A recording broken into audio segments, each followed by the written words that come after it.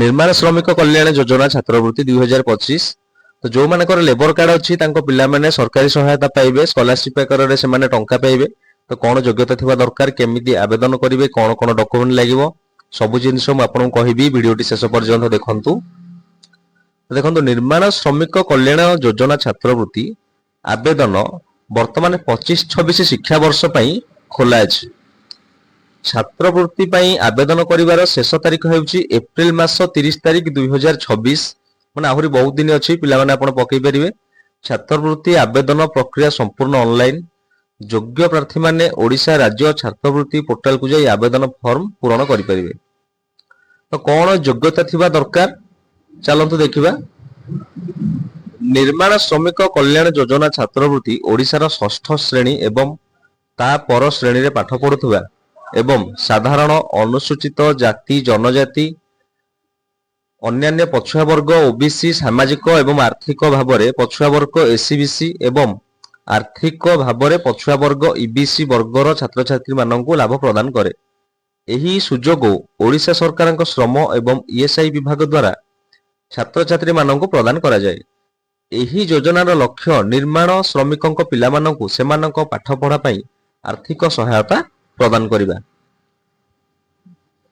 ତ ନିର୍ମାଣ ଶ୍ରମିକ କଲ୍ୟାଣ ଯୋଜନା ଛାତ୍ରବୃତ୍ତିର ପ୍ରାଥମିକ ଉଦ୍ଦେଶ୍ୟ ଗୁଡିକ ହେଲା ଶିକ୍ଷା ପାଇଁ ଆର୍ଥିକ ସହାୟତାର ବିସ୍ତାର। ଏହି ଯୋଜନା ଆର୍ଥିକ ଦୃଷ୍ଟିରୁ ଅନଗ୍ରସର ପିଲାମାନଙ୍କର ଶିକ୍ଷାଗତ ବୃତ୍ତିକୁ ଉତ୍ସାହିତ ଏବଂ ସମର୍ଥନ କରେ। ବିଶେଷ କରି ଯେଉଁମାନଙ୍କର ପିତାମାତା ନିର୍ମାଣ ଶ୍ରମିକ। ଆର୍ଥିକ ସହାୟତା ପ୍ରଦାନ କରି ଏହି ଛାତ୍ରବୃତ୍ତିକୁ ଆର୍ଥିକ ପ୍ରତିବନ୍ଧକର ସମ୍ମୁଖୀନ ହେଉଥିବା ଛାତ୍ରଛାତ୍ରୀମାନଙ୍କ ମଧ୍ୟରେ ପାଠ ପଢା ଛାଡିବା ହାର ହ୍ରାସ କରିବାର ଲକ୍ଷ୍ୟ ଅଛି।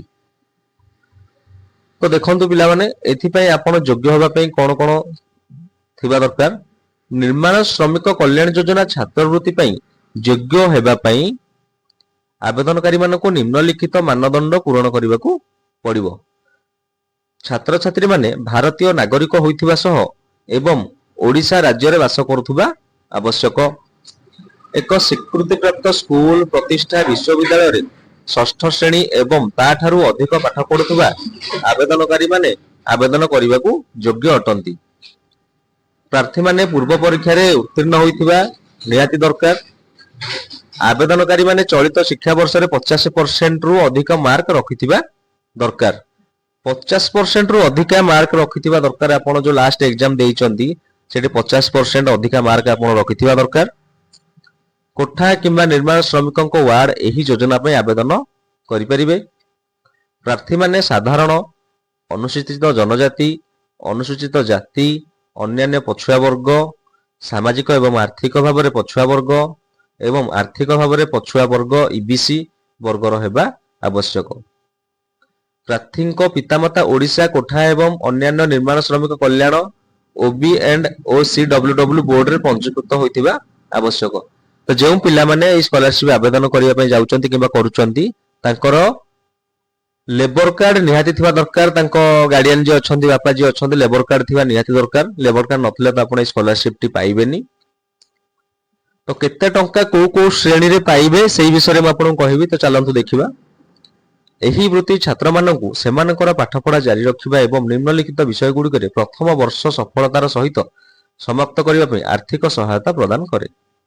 ତ ଦେଖନ୍ତୁ, ଶ୍ରେଣୀ ଷଷ୍ଠ ଏବଂ ସପ୍ତମ କେବଳ ଝିଅ ପିଲାମାନେ 2000 ଟଙ୍କା ପାଇବେ।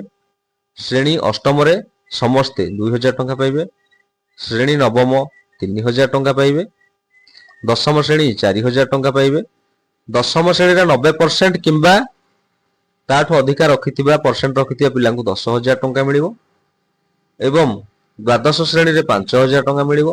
ବିଏ, ବିଏସସି, ବିକମ୍ ଏବଂ ପିଜି ଅଧ୍ୟୟନ କଲେ 7,000 ଟଙ୍କା ମିଳିବ। BTech, BCA, MBA, BArch, MArch, MTech, MSc, B pharma କଲେ 40,000 ଟଙ୍କା ମିଳିବ। ସରକାରୀ କଲେଜରେ ବିଇଡି, ସିଟି, ନର୍ସିଂ ତାଲିମ ପାଇଁ ଆପଣଙ୍କୁ 10,000 ଟଙ୍କା ମିଳିବ। ଅଷ୍ଟମ ଶ୍ରେଣୀ ପରଠାରୁ ଝିଅ ପିଲାମାନେ ସାଧାରଣ ଶିକ୍ଷା ସହାୟତା ବ୍ୟତୀତ 20% ଅତିରିକ୍ତ ସୁବିଧା ପାଇବେ। ତ ଏହି ଯୋଜନାର ଶେଷ ତାରିଖ ହଉଛି ଆମର ଏଇ ମାସ ଏପ୍ରିଲ ମାସ 30 ତାରିଖ ହଉଛି ଶେଷ ତାରିଖ। ଏଇ ମାସ ନାହିଁ, ଏଟା ହଉଛି ଏପ୍ରିଲ 30 ଲାଷ୍ଟ ଡେଟ୍ ଅଛି। ତା ପୂର୍ବରୁ ଆପଣ ମାନେ ଷ୍ଟେଟ ସ୍କଲାରସିପ ପୋର୍ଟାଲ ଯାଇ ରେଜିଷ୍ଟ୍ରେସନ କରି ଆପଣ ଆବେଦନ କରିପାରିବେ। ତ ନିର୍ମାଣ ଶ୍ରମିକ କଲ୍ୟାଣ ଯୋଜନା ଦେଖନ୍ତୁ ଆପଣ ଏଇଠି ଆପ୍ଲାଏ ନାଉ ରେ କ୍ଲିକ୍ କରିକି ଆପ୍ଲାଏ କରିପାରିବେ। ଏଠି 30 ଏପ୍ରିଲ 2026 ଲାଷ୍ଟ ଡେଟ୍ ଅଛି। ତ ଯଦି ଭିଡିଓଟି ଆପଣମାନଙ୍କୁ ଭଲ ଲାଗିଥାଏ ଚ୍ୟାନେଲକୁ ନିଶ୍ଚୟ ଗୋଟିଏ ସବସ୍କ୍ରାଇବ କରିବେ ଏବଂ ଆବେଦନ କରିବା ପୂର୍ବରୁ ଭିଡିଓଟି ନିଶ୍ଚୟ ଥରେ ଦେଖିକି ବୁଝିବେ କଣ କଣ ଡକ୍ୟୁମେଣ୍ଟ ଲାଗିବ, କଣ ଯୋଗ୍ୟତା ଥିବ, ତେବେ ଆପଣଙ୍କୁ ଆପ୍ଲାଏ କରିବା ପାଇଁ ସହଜ ହେବ।